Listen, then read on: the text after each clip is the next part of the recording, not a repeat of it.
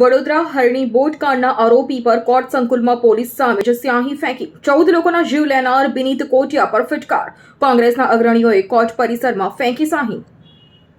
મુખ્ય આરોપી છે કોટિયાનો વિનીત કોટિયા, જેને વડોદરા શહેરના નિર્દોષ બાળકોનો ભોગ લીધો છે, તેના વિરોધ માટે થઈ અમે આજે એનું મોઢું કાળું કર્યું છે, કારણ કે એ સજાને પાત્ર છે। એના લીધે થઈને વડોદરા શહેરના નિર્દોષ બાળકો મૃત્યુ પામ્યા, એ માટે થઈ એનું મોઢું કાળું કરી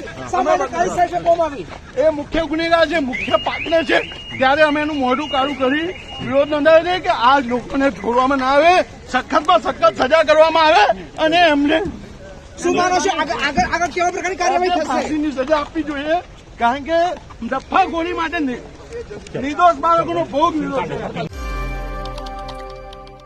અમારી તમામ માહિતીથી અપડેટ રહેવા માટે જોડાયેલા રહો S9 ન્યૂઝ સાથે।